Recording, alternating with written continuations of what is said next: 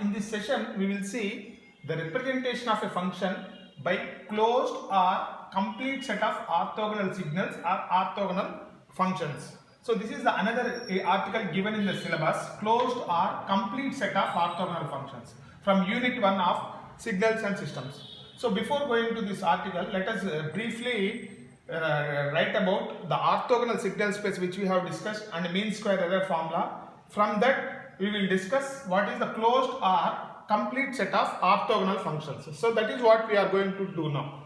So let g1 of t comma g2 of t comma so on gn of t are n mutually orthogonal signals in the interval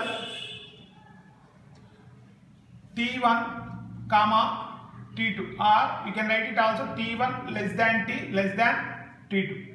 In this interval all these functions are mutually orthogonal to each other. From the definition of mutually orthogonal signals, so what we can write, integral t1 to t2, so g1 of gj of t into gk of t dt is equal to 0. This is what we have discussed earlier. So that is j is not equal to k, and integral t1 to t2 gj square of t dt is equal to kj. So where k is a constant, j is equal to 1, 2, 3, so on n. So we have written all these things earlier. Now g1 square of t k1, g2 square of t k2, like that. g1 of t into g2 of t dt is equal to 0. As long as j is not equal to k, this function, the integration of this function is 0, as long as j is not equal to k. Now, so with this assumption of orthogonal functions, with this, okay, with these formulas or with these conditions of orthogonal functions, any function f of t can be approximated with the above orthogonal signals as you know that how to approximate a signal with signal function with orthogonal signals. F of t is approximately equal to c1 g1 of t plus c2 g2 of t plus so on cn gn of t. This is what the approximation is. So we are approximating f of t with the help of these orthogonal signals, and where c1 c2 so on cn are the coefficients or components. Now there will be always some error in this approximation. So we have derived the expression for mean square error. The mean square error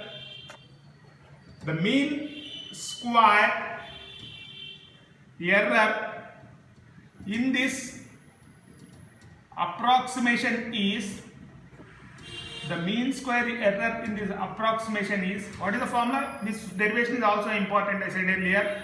So we have derived this mean square error derivation. So integral t1 to t2 f square of t dt, where f of t is the given function, minus summation r is equal to 1 to n cr square into kr. So this is the mean square error formula we have derived earlier. Now, so from this, so we have calculated previously one problem, epsilon 1, epsilon 2, epsilon 3 and so on. So let us see this. So from this and this formula we will define what is the closed or complete set of orthogonal signals or orthogonal functions. Suppose if you approximate f of t with one orthogonal signal, so what will be the error? The error will be mode. If you approximate f of t with two orthogonal signals in the interval t1 to t2, what will happen? The error will decrease, the mean square error will decrease. If you approximate with the three orthogonal signals in the interval, then the mean square error will further decrease. Like that, if you approximate f of t with all the orthogonal signals in the interval t1 to t2 such that no function is missing in the interval, so then the mean square error will become 0. So that is what we write here. If we approximate f of t with more and more number of orthogonal signals with more and more number of orthogonal signals in the interval t1 less than t less than t2, the mean square error, what will happen to the mean square error? The mean square error will decrease further and further. So this is the very, very important concept, as we have seen in the problem also. If you approximate f of t with more and more number of orthogonal signals in the interval t1 to t2, what will happen? The mean square error will decrease further and further. Let us now define if n tends to infinity. If n tends to infinity, what is the meaning of this n tends to infinity? Means that is, if we approximate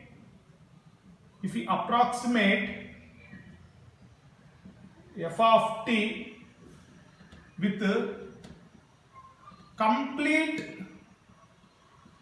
set of orthogonal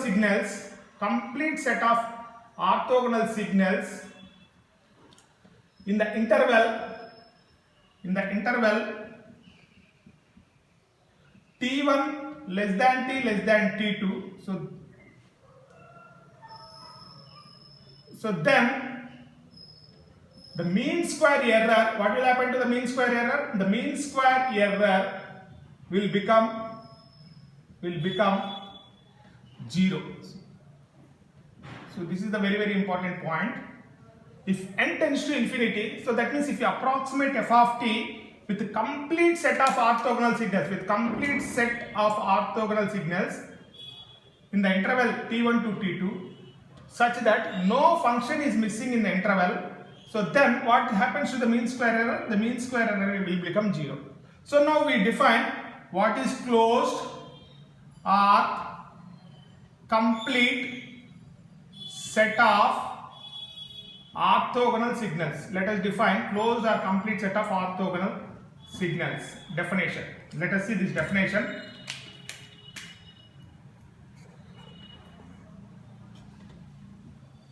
The set of orthogonal signals,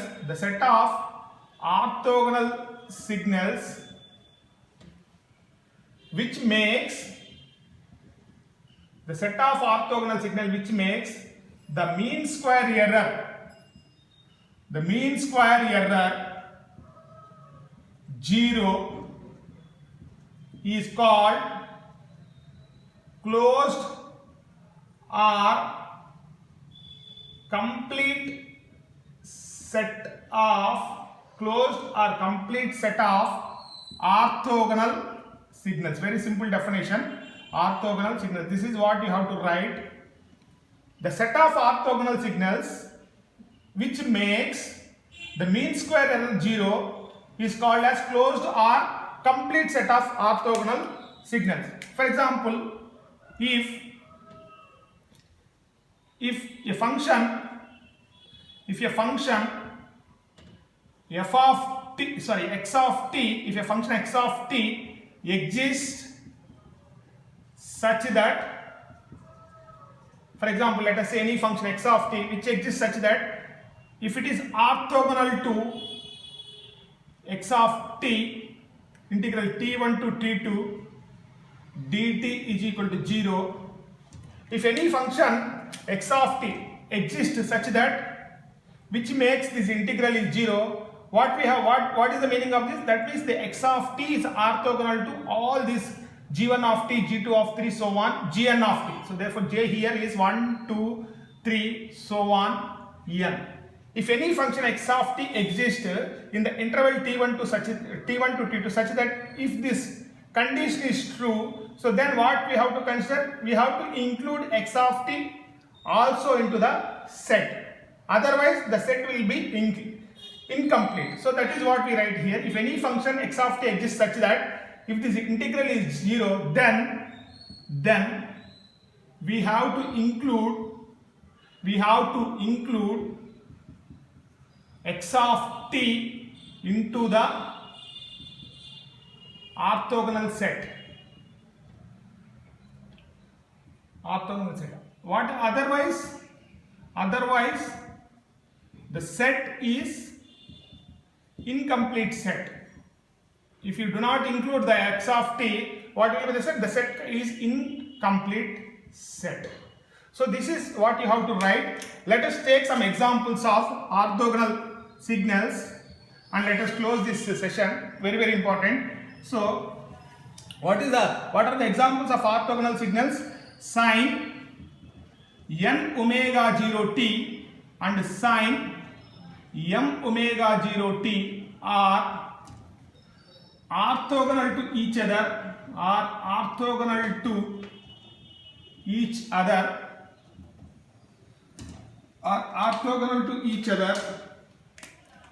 in the interval.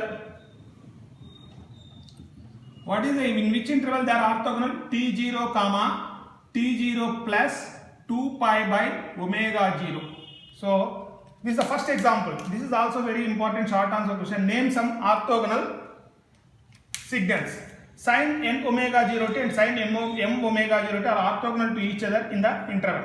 The second example is cos n omega 0 t and cos m omega 0 t are orthogonal to each other,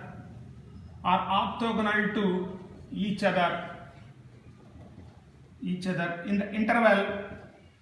That is the same interval. In the interval, what is the interval? t0 comma t0 plus 2 pi by omega. That is over one cycle. That is the meaning of this. So last one. So one more orthogonal set is sin n omega 0 t and cos m omega 0 t are also orthogonal